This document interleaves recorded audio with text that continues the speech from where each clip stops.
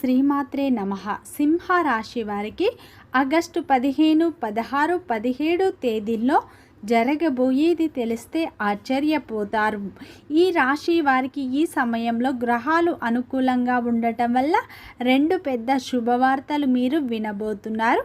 మీకు అఖండ అదృష్టం అనేది పట్టబోతుంది. మీరు నమ్మినా నమ్మకపోయినా జరగబోయేది ఇదే. సింహ రాశి అనేది రాశి చక్రంలోనే 5వ రాశి. మకా నక్షత్రం 1, 2, 3, 4 పాదాలు, పుబ్బ నక్షత్రం 1, 2, 3, 4 పాదాలు, ఉత్తర నక్షత్రం 1వ పాదంలో జన్మించిన వ్యక్తులందరినీ సింహ రాశి వ్యక్తులుగా పరిగణిస్తారు. ఈ రాశి యొక్క అధిపతి వచ్చేసి సూర్యుడు. అలాగే ఫ్రెండ్స్, నా చిన్న రిక్వెస్ట్ అండి, మన వీడియో ఎవరైతే ఫస్ట్ టైం చూస్తున్నారో మన ఛానల్ని సబ్స్క్రైబ్ చేయండి, లైక్ చేయండి, సపోర్ట్ చేయండి, షేర్ చేయండి. వీడియో చివరి వరకు చూడండి, అప్పుడే మేమేం చెప్తున్నామో అర్థం అవుతుంది. ఇక సింహ రాశిలో జన్మించిన వ్యక్తులకు అయితే ఈ సమయంలో అఖండ అదృష్టం పట్టబోతుంది.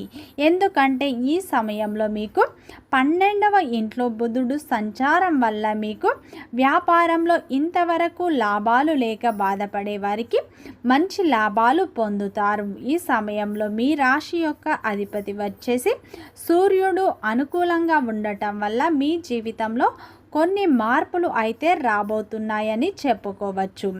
అయితే ఈ సింహ రాశిలో జన్మించిన వారి యొక్క వ్యక్తిత్వాన్ని చూసినట్లు అయితే ఈ రాశిలో జన్మించిన వారు చాలా అందంగా ఉంటారు.